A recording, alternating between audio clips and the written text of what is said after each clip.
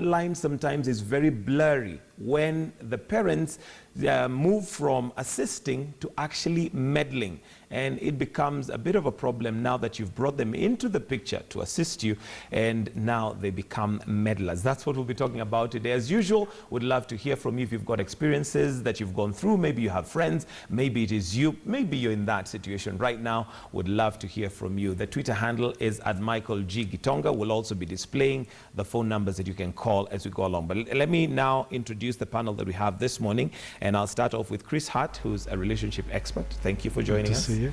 We also have Cecilia Mboya, who's a counseling psychologist. Karibu sana. And last but not least, we have Ken Oko, who is a sociologist. Good morning, Michael. Morning to you. Let me start with Cecilia. At what point do we, as you know, when we're brought up by our parents, at what point do we need to change the relationship from parent to child relationship, or dependent, I think is the word I'm looking for, where you're no longer now depending on them fully, but you're almost at par in terms of making decisions. You need to make your own decisions. I think that takes place when the person, the child, or is moving from the adolescence to young adulthood, especially the early years, that is early 20s. We appreciate the fact that parent will always be a parent and a child will always be a child. Correct. But from adolescence to early adulthood, that is the time that the child is supposed to have some responsibility, taking some responsibility, some independence, and some kind of self-sufficiency, that they can start now making some decisions. They can start thinking independently, because life after that means that they will have to make a lot of decisions by themselves. Ken, do parents need to do this on purpose? Do they need to let go of their children on purpose? Well, the modern child uses, that slogan LG, let go, as they wave that in the face of the parents. But every community has a different age of adulthood, and the legal one is 18, everybody knows that. But in most communities, we talk about 21, when the boy or the girl is probably midway through college, and they start living on their own, boarding facilities in the college. And the parent then has to learn to detach him or herself briefly. But then, in most cases, you're talking about a time when the young man or young girl starts to get a job, or when they finally get married. But to the parent, like I always say, your child is your child. Even if they get to 50 and you're still alive, they'll still be your child. You still call them Toto. Okay. Chris, do you agree that at some point the parents need to actually let go and let them become independent? Yes, absolutely. But unfortunately, the onus is really the other way around. I mean, parents never let go of their children. I mean, my mother's 90, and I think she still thinks I'm 5 years old. I don't think it's possible for parents to let go. They are concerned all their lives. Instead, it's the responsibility of the children to realize that they are standing on their own 2 feet, and that whatever happens, they're going to take the responsibility for it. In fact, it's one of those big transitions in our lives, the day when we first realize that actually we're able to look our parents in the eye and say, no, I don't agree with that. And in fact, I don't think it's safe for particularly men, but women as well, to even contemplate marriage before that day. One of the worst things you can do is be going into a marriage where you should be putting your spouse first, but actually you still put your parents' opinion first. That's a nightmare. So, that's a recipe for disaster. Yeah. Totally. I mean, and this has been known for thousands of years. Read Genesis 2:24. Therefore shall a man leave his father's house. That means be able to stand on your own 2 feet. It's absolutely critical. All right, Cecilia, it is natural that since your parents have brought you up, you always want to, get an opinion from them in regards to important matters in your life, maybe career or a spouse. How does one identify a point where you're actually depending on them for the decision? You're making your decision based on what they tell you, as opposed to just seeking an opinion from them. In my opinion, I think the best time to seek for opinion of the parents is before that time comes, when one is supposed to make some decisions. We're talking like, especially the time of adolescence, just before entering there, as much as possible, that is the time the parents are supposed to be influencing with the values and talking about some of the marriage, some of the traits, some of the things expected of a spouse. And then after they move on, they go into the world with that kind of mentality. Those values which have been calculated that time. Because once the person appears, because of this we call falling in love, that falling, you know, falling literally down, literally, it becomes very difficult sometimes to listen, make to make some of the decisions, especially when there's emotional attachment. So as early as possible, which is a challenge in the modern world because most of the parents do not have the time to tell the children, and even some young people, because of the flooding of the information, they think they know. But that is the best time as much as possible. But even after, it is okay to ask for their opinion, but just I think as a matter of respect. Because again, they've been around for some time and there are a few things that they know, which I think there's no problem about it. The challenge comes. But at what point do you actually know that now the decisions I'm making are not based on what the advice they've given me? Because you can still take the advice, and if it doesn't work for you, if it doesn't fit, you still, you know, put it aside. But you find there are those who actually make their decision based on what their parents want.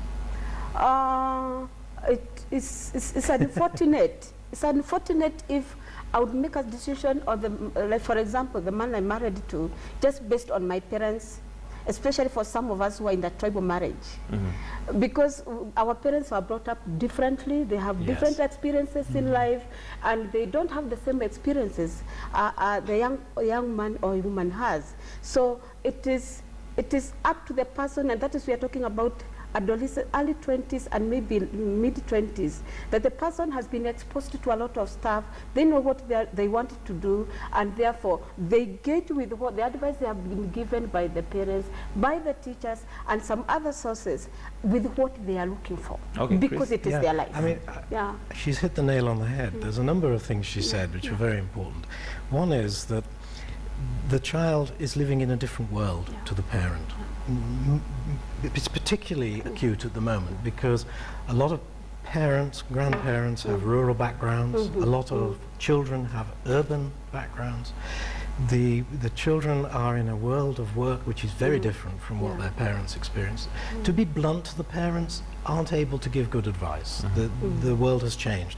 So it's actually wise for children, and when I say children, I'm really meaning adults, not to ask for advice, because if you ask for advice, there's a presumption you're going to take it. Very difficult to avoid doing that. It's actually better to talk generally about what you're doing and listen respectfully when your father pontificates, but then you can quietly go away and say, oh, I'll think about that, you know. The truth is, his advice will rarely actually be very useful, so you need to be very careful.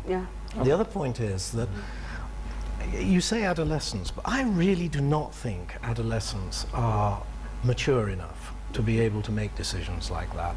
I don't think people are really standing on their own 2 feet, much before about 25. You know, that's one of the reasons why very early marriages nowadays often flounder. You know, you make a decision like getting married at 21. Seriously difficult thing to do. Most people need a few more years of maturity before they know the world well enough to make good decisions. To make those decisions. Ken, let's get to the crux of the matter. Now, once you've discovered or you feel that your parents are meddling, you as the first responder, if I can call them that, before we go to the other person who you're with who feels they're meddling, how do you handle your parents? Because, again, there is that issue of respect. You know, there's a famous quote that says wisdom is knowing when to listen and when to talk. So a lot of times you will never really abandon what your parents have to say, as ugly as it might be. But you know, the modern child, you know, they call us NDPs, the non-digitalized persons, parents, whichever word you want to use for it. And they're quite right, because they have their own world, they Google everything, you know, and you want to go and sit with the boy and discuss with him how things are going. They don't have time for that. But then at a certain point in time, if you're looking at chronological age, WHO, which you just mentioned in your news item, classifies adolescents up to 19. 19 to 24 is youth. That's the time that the young person is really getting dynamic. From the time of 25, like Chris says, after just getting out of the 24 bracket, this guy is on his own. The girls might stay home and still be mommy's girl, but the boy is literally hanging out there. Yeah, and apart from economic dependence, he has to find ways of surviving socially. Yeah, then now there's a problem with the socialization patterns that, you know, your father might expect you to visit the family that he chooses for you to visit, and there's a girl there ready to smile at you, and that's none of your business according to you. You're dating this crazy girl from the coast who your parent will never see for a long time. So then you have to reconcile. As a child, I think Chris mentioned it earlier, you have to make a decision to step out. And when you step out, you don't go in a blaze of glory so that your parents are left wondering what hit them. You must do it in such a way that when you detach, then the parents are also feeling as if LG, they need to let go. Yeah, and then you know, you come to us, try to strike a balance. The problem we have today is the type of parenting that you're left there with egg on your face. When you tell your child something and they say, no, I Googled it, it's the other way around. Then you feel really stupid, you know, but then you're supposed to be this wise person who has brought up this child to this level where they can Google things. So that's the dilemma of the modern parent. Okay, do you agree, Cecilia, that, you know, and at what point does one actually tell them to get off? Because at some point you need to, you know, stand and, you know, let them know that they are meddling. And how do you do that without, you know, being disrespectful? Because you do have pushy parents. Yeah, I think, like they have said, is mid-adulthood, which is from 25 years. Question is, how do you tell your parents that they are now meddling? How do you handle that? I think it's just, okay, one thing, it depends on the relationship you've had with them all along. It plays a very crucial role.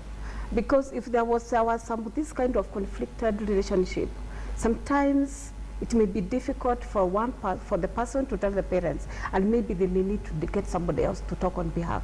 But if there's somehow the relationships have been okay, and maybe they're used to discussion, used to talk, and that's why I said, to correct Dr. Hart, that I'm saying some of the values needs to be started inculcated early enough in life about marriage, slowly by slowly. So if we have been discussing, for example, with my daughter or my son, when it comes to that time, they will just tell me, Mom, look here, this one, it won't work.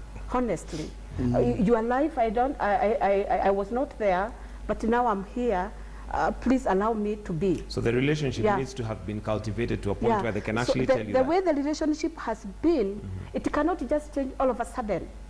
It is very important that the relationship has been good enough, and there's some kind of trust, so that somebody can be able to, especially the young people, to listen to their parents. And if it's not there, then we may have to use another person, so that it can be said. Otherwise,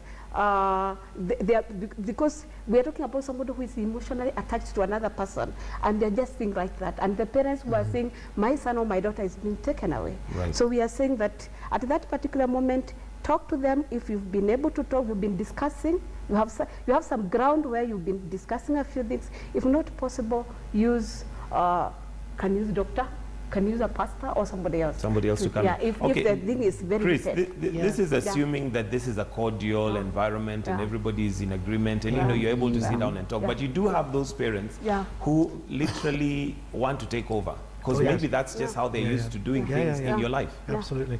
I mean, the old model of families was very like that. So it's very common to have parents wanting to interfere. I mean, I'd just like to echo something she said. The most important things that parents can transfer to their children is not information about the modern world, because to be blunt, they're out of date. What they really need to be transferring when the children are actually quite young are values, attitudes, beliefs. You get those into the child, they are eternal. They'll be just as valuable to the next generation as they were to the last. But the problem of the meddling parent, I think half the problem is you should never go to the parents with the problem in the first place. If you've got a problem in your life, in your marriage, the person you should be talking to, your spouse. And it should be 100% confidential. And neither of you should go running home to daddy. Do that, recipe for disaster. So do everything in your power to solve the problem yourselves before you go to your parents. Only go to your parents if you need money or something like that. After you're married? Not a good idea. Not my parents. Not mine, no. No, Chris, in sociology of the family, we identify 4 different types of parenting. I'm not going to mention all of them, but the most important that you have in the traditional setting is primary parenting. Look at the Muslim community, for example. They bring up their girls to believe that somebody will be chosen for you. And so however educated you are, however modern you are, they know there's a spouse that's going to be selected for her, and she humbles herself to that extent. Primary parenting is that where you literally tell the boy, oh, now we're going for circumcision, now you're going for baptism, and you direct them. Yeah, but then the modern type of parenting which succeeds is egalitarian parenting, which is democratic. You sit at home, have family meetings, and you tell the boys and the girls, say what you want to say. Then your son comes and tells you, Daddy, I think you're doing a bad job. And how parenting. You have to be ready to take that. Yes, and you really have to listen to them, because seriously, they could be comparing you to other parents who go out with their children, discuss these things, and then you're the watchtower parent. That's another one who just sits and says, my baby, whatever you need, I'll give you. Meanwhile, live your life. I'm living mine. Yeah, so you're home at 10, you leave at 5 in the morning, you're a watchtower parent. But either way, that there has to be that point where the child, even if you're 50, like Chris's mom, 90, you tell your mom, hey, wait a minute, I can't do this. And then respectfully so, you infuse their wisdom with your independence. Okay. All right, we'll take a call from Sean in Nakuru. And remember, you can participate in the conversation. Sorry, Sean in Nairobi. Sean, good morning. Sean, are you there? Hello? Yes, Sean. Hello? Yes, I can hear you. We can hear you. Hello? Hello. There seems to be... Can you hear us, Sean? Hello? Hi, Yes. Sandra. Yes, we can hear you. Okay, now, I really appreciate your program every morning. Thank And, you. maybe I'm actually a fan. I can't miss every time you've got Dr. Wuko and the other guests. Okay. I always listen, and I would say I would want to compliment this program, because they bring out very fundamental issues that really affect our society. The only thing I always have a problem is that the time that you bring this program, sometimes, apart from someone like me who is a bit late from home, which are very, very important to listen to. Like, for example, not only like what you're bringing as a parent, I'm listening to this as a parent now, because I've got teenage Okay. children. Do you have a question, Sean?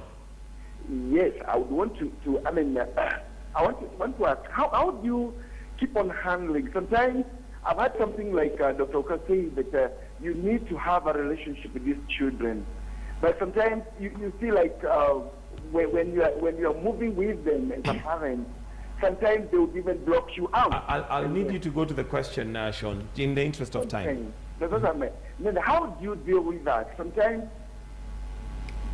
you want to reach out to them, but if you find that sometimes they block you out. Right. Now, how do you maneuver, or how do you choreograph your way to get to win their trust? Okay, Sean. Be able to go with them? How old are your children, if I may ask? My daughter, one is becoming 14. The other one is 19. 19, okay. Yes. All right, thank you very much, Sean. And Cecilia, maybe we can start with you. Of course, a common problem that many parents will complain about, especially with this age group, once they hit teenage, there is that issue of communication. How do you reach out to them when they block you out?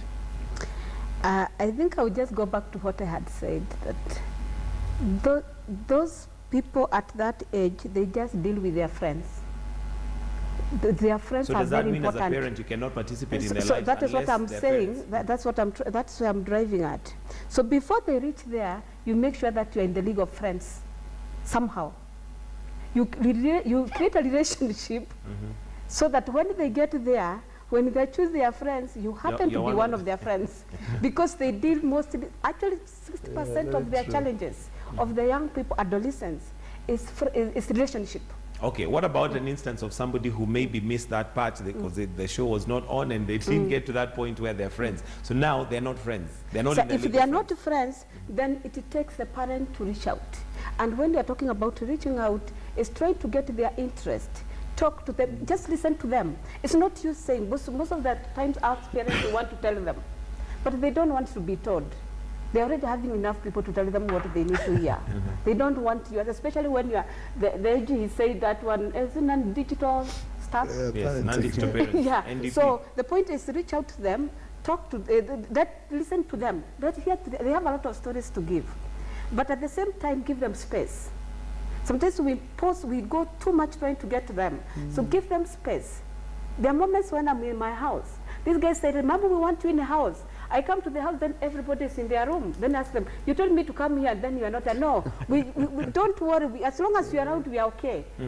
They know they can talk to you when you are there. So it's us to get. All right, Ken, I'll come to you. Let me just take a call from Rose in Nakuru. Good morning, Rose. Good morning to you. How are you? Very well, thank you. Go ahead with your question or comment. I'm so glad for this topic. Thank you. Yes, I am a mother of a son and a daughter. Okay. I want to thank the panelists. They are trying to tackle this issue. It's a little bit sensitive, but I want to advise the parents that everything begins with relationship with your children from at a very early age. You must build trust with your children as much as they are from the age of 1 year upwards. Number two, God has given us a lot of time. In those 24 hours that God gives us as a parent, you must create time for your children, however busy you are. Number three, you must instill discipline on them. Discipline that is lovely and discipline that they easily accept. Like Mr. Wuko is talking, from the way when he's sitting, he's a very relaxed parent. You can see from that. So parents want, children want parents that are relaxed, who they can share with their problems, their needs, their challenges. Okay. Yeah, they have to trust you. I remember when my daughter was in the university, she had a relationship. She let me know about it. Did you have to ask her or she came to you? Yes, she let me know about it. And they were not, okay, it was just a normal relationship. Okay. But when they had problems in that relationship, she easily came to me because I knew about it. All right. And we sorted out the issue. Okay. And life continues. Now, this thing is just a build-up of relationship and trust. All right. Thank you very much, Rose. And are you a counseling psychologist by any chance? I am not. Oh, you're a self-taught parent, eh? I'm a parent that I've seen that God has helped me to see my children through. Okay. Thank you very much, Rose. And one thing I want to tell the panelists. My son is married. Okay. My daughter-in-law trusts me. She loves me. I mean, we are a family. Okay. We have no issues. All right. Thank you very much, Rose. At least it's good to get, you know, a good story out of it and a good side of it, because we might concentrate on the negative, but there are those that work. Yes, Chris? Yeah, I'd like to just echo something Rose was saying. She's absolutely right. This all starts when children are very small. Where do we lose the plot? Because if you look at a child, they depend on you fully absolutely. when they're young. But at some point, something goes wrong. I tell you what the biggest single mistake parents make in communicating with their children. A, they don't listen, and B, they criticize. So if I go to my parent and I start talking to them and it's clear I don't really have their attention, I'm going to stop. If whenever I tell them about something at school I get, I'm going to stop. So what parents should do is any time the child comes to you with some story from school or something, give them 5 minutes, for heaven's sake, of your undivided attention, and do not utter a word of criticism. Keep a straight face, even if you're hearing something dire, and work out what you're going to do about it offline, but do not give criticism to the children. Otherwise, there are going to be whole areas of their lives they stop talking to you about. And in that area of their life they're not talking to you about, there's going to be trouble. So listen. Now, the second thing is, go back to the previous one who's got a 17, 19-year-old who doesn't talk to them. Be profoundly grateful, actually, because what are they doing? They're leaving home. You want them out of the house sooner or later. So if by the time you get to late teens they want to be independent, give them every encouragement. Let them make a few mistakes. They'll come and talk to you if they need to. They'll let you know. But Sean's problem, if you remember, is sometimes is a very pervasive issue, because when a child refuses, you wake up in the morning and you leave your house very early, maybe before your son wakes up, and then for some reason as a parent you feel like, okay, let me also be digital. The phone has saved us from all this, let me wait for him to talk to him. So you text him and say, hi my boy, how are you doing today? He says, Dad, I'm busy, or something. In the evening he's out there and he's already asked you for permission. He says, I'm going out.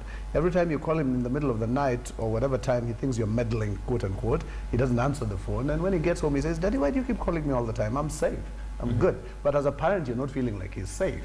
So you try to chat to this parent, and like Sean was saying, they give you a hands off like in rugby. You know, they keep telling you, hey, pause. Yeah, then you have an issue there. So like Chris says, you need to be happy about the fact that they're getting independent, yes.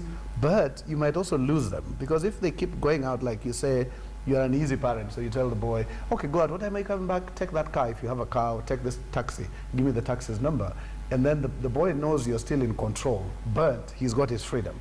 Yeah, so he can at least exercise that freedom responsibly. Okay, we'll take a call from Nicholas in Nairobi. Good morning, Nicholas. Good morning to you. Thank you for calling.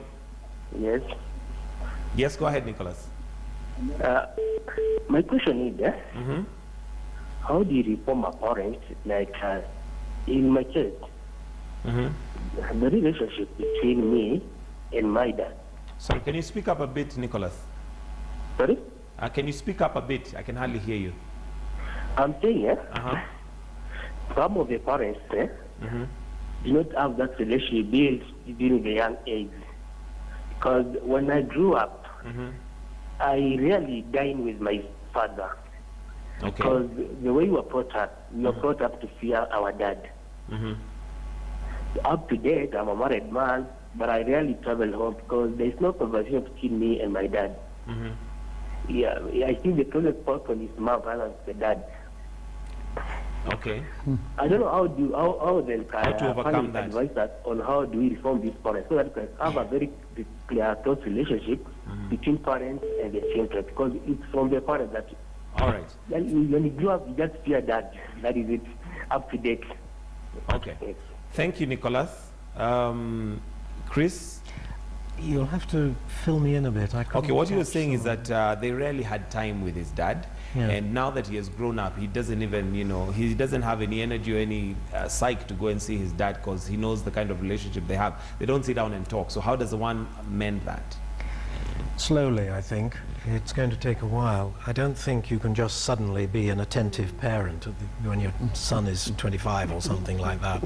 All you can do is involve yourself in the stages of his life, discuss with him the things he's doing, like where he's getting a new job, got a new girlfriend, things like that, and gradually rekindle the relationship. But it will happen over quite a number of years. Of time. Okay, Cecilia, we do have those instances where you never had a very good relationship with your parents for whatever reason. Maybe they never used to talk to you, or maybe their style of bringing you up was hands-off. They would literally just give you commands, do this, do that. So you've grown up and that's the way it's been. How do you amend that, especially now that maybe you've moved out, you're married, you have your own children, but you'd like them to be closer?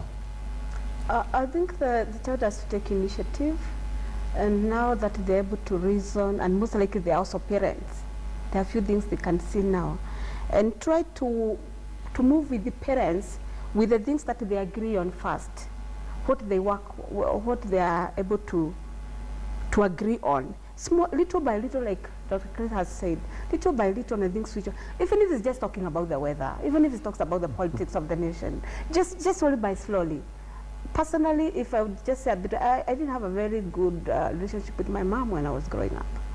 But she's now almost one of my best friends. But I had to take initiative. I go and there's some things I didn't need to discuss later. But I went along with talk what we can talk, what we can agree, and somehow things worked. But I had to take initiative on my part because now I understand some things I did not understand then. Okay. There's an important point she's made just there. If the initiative comes from the child, it's going to be much more successful. And actually, it's something all children should know. When I say children, I mean adults again. There's actually an enormous amount to learn from your parents. And so the more time you spend with your parents, especially as they get older, the better. I mean, you should endlessly make a cup of tea, sit down and ask them about what it was like when they were growing up. Ask them about their parents.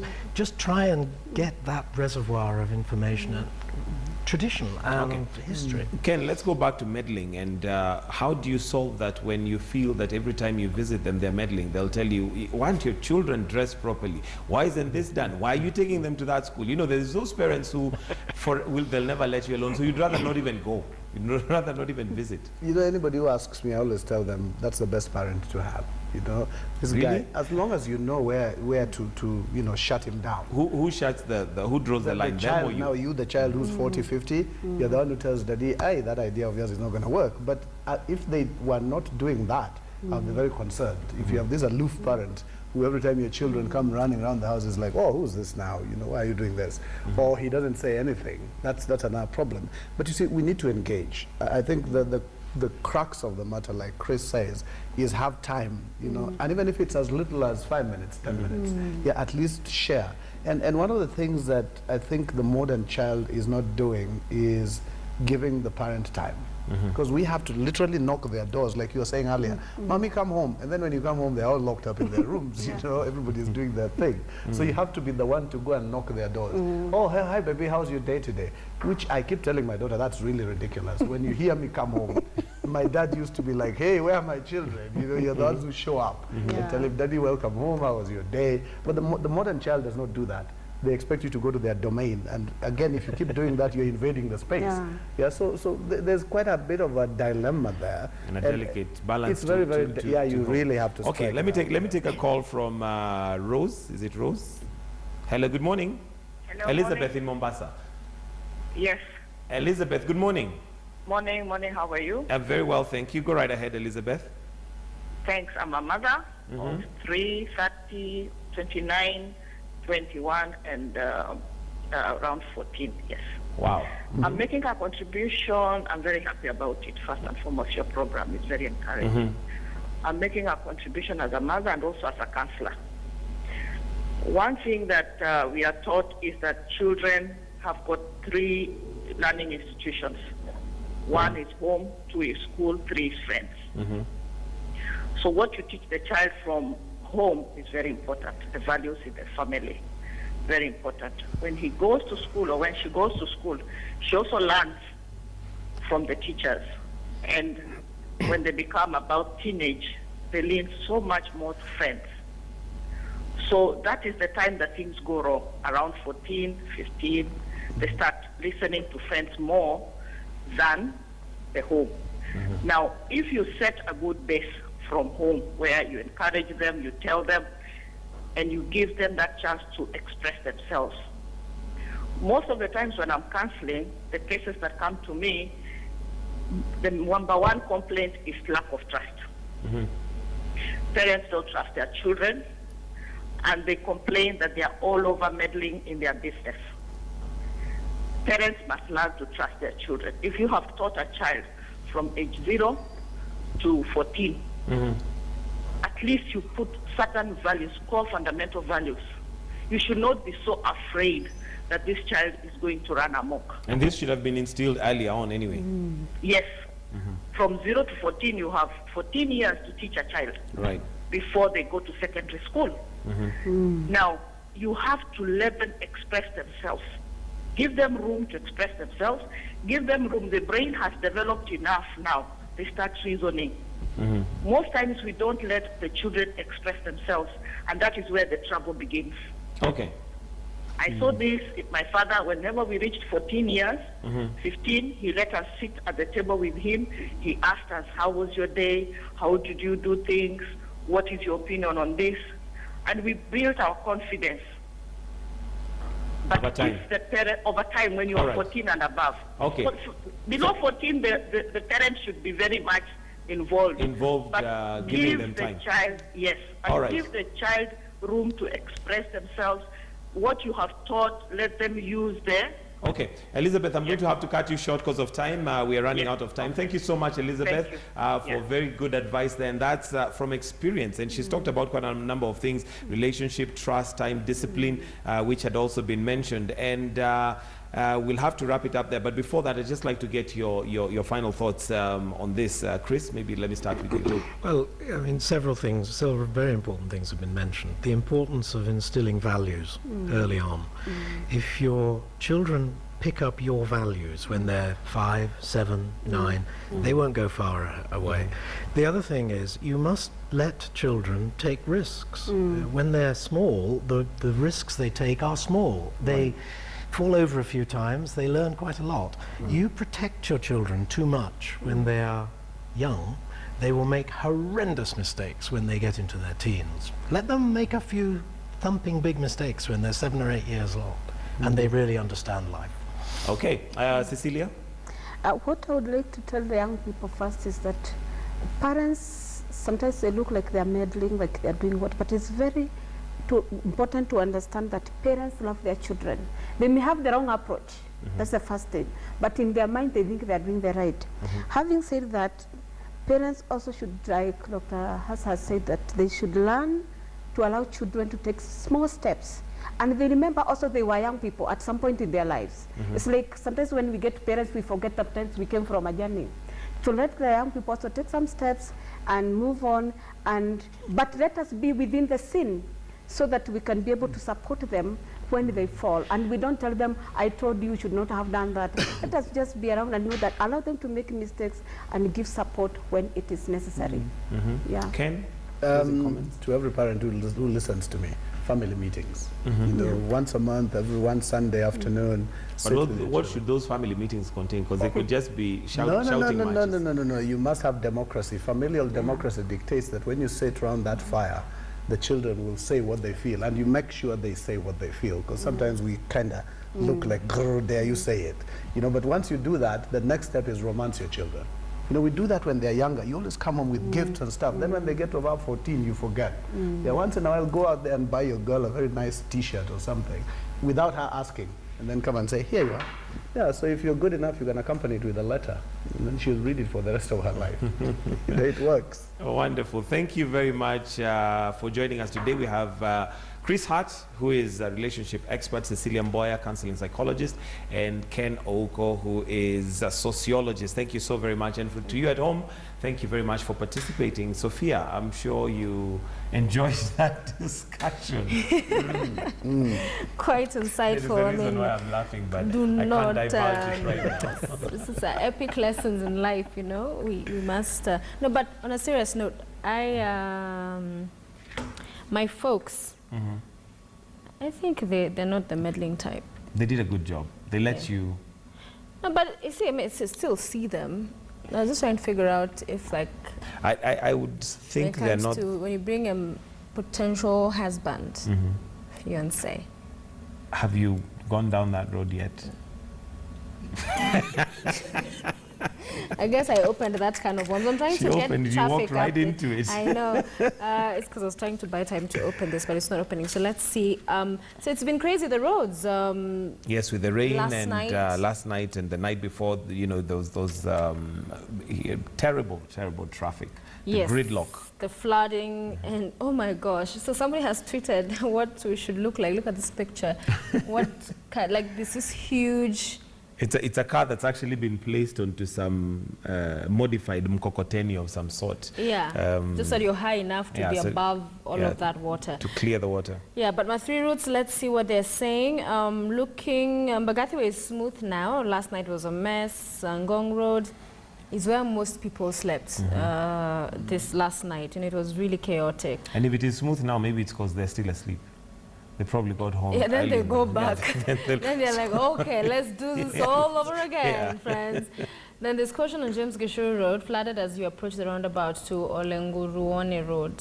Yes, that's bad. And it's pretty much all everywhere. So I think go finish your shughlis early Yeah, and get home early. And yeah. especially once you see that cloud forming, it's time to run, get home. Yes, or just have a change of clothes and all of those things, necessities that you need so that you can, you know, be where you are and still wake up where you are.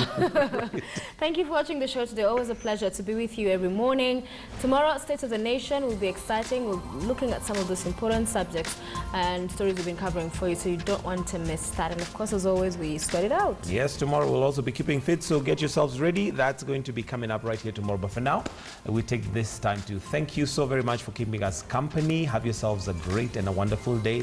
Try and keep yourselves away from the traffic. So if you don't have to go somewhere, just stay at home. If you don't have to. No, we're a working nation. Please go out there and combat this head on. We'll see you tomorrow. Have a good day.